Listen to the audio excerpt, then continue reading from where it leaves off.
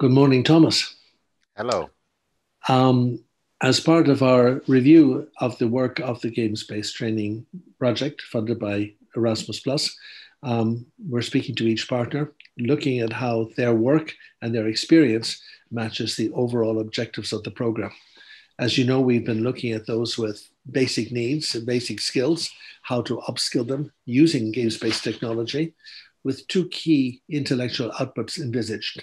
The first being a guidebook for teaching with serious games, and the second, an open online training course called Changing the Game. Now, we know that your particular agency has had huge experience using games, and I'm going to ask you over the next while just to reflect on that, how it's contributed to the project and your own experiences so far. So can I ask you first, tell us a little bit about Spielmacher and its background, its origin, and its role. Yes, of course. Verein Spielmacher has actually been founded especially for using games in education. It is closely connected to my company, which is called Games Institute Austria. And we are actually looking at the added value that games can bring to education in general, which is not only for proper education, for education in schools, but also for secondary and tertiary purposes. And we are actually really proud to be able to contribute to the project that we have at hand here, showing the added value that games can bring to this specific target group. Excellent. In terms of your organization, what previous experience do you have in terms of using games-based training? Quite a lot, I have to say. We are using games in education for several years now, being one of the first to implement games in education, and we have actually worked on all levels, I'd say, starting with primary education and going through all the age groups, and also working with universities and with companies to be able to demonstrate what games can bring to the table, which can be, of course, added motivation. But of course, it is also about designing games for specific purposes, or also creating material, especially video, to show and demonstrate how games can be used in the specific context. We are also working with teachers and with trainers to make sure that they use a specific approach when bringing games into this setting. And in terms of this specific project now, and your involvement and your participation and your observation, what would you say has been the impact of the tools developed or that are being developed so far, both for the target group and for staff? I think it was pretty interesting what Ian was talking about in the interview yesterday. The target group often brings a specific mindset and a specific situation to the table. They are doing education, but it's not the primary focus, because first they have to make sure that everything else is running well, and then they can add some education to it. So they are in a very specific situation. For example, they come to a course in the evening being tired, and of course you need to present something very specific, very motivating, very interactive to activate them to be able to go on learning after work, for example. And I think the interactivity and the motivation are the main factor when it comes to using games. If you have a look at the target group and sort of try to include younger target audience, then of course it is their main medium. They are playing games all the time. They have discussions in their peer group about games. So we actually bring education to their favorite medium, so to say. And in terms of the overall, your experience of the project to date, how would you assess the progress being made so far?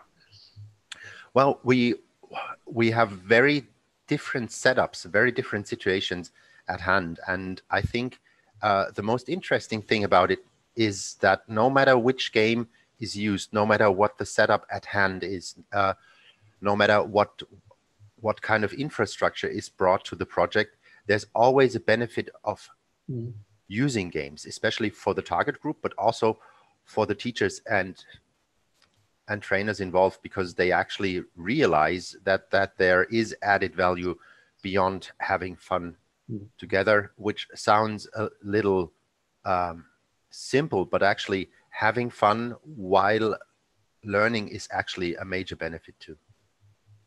Yeah, that idea of fun and learning is sometimes quite a challenge for some people to accept. I like the use of your word added value in terms specifically of the Erasmus Plus program. Do you think Erasmus Plus brings added value to projects like this?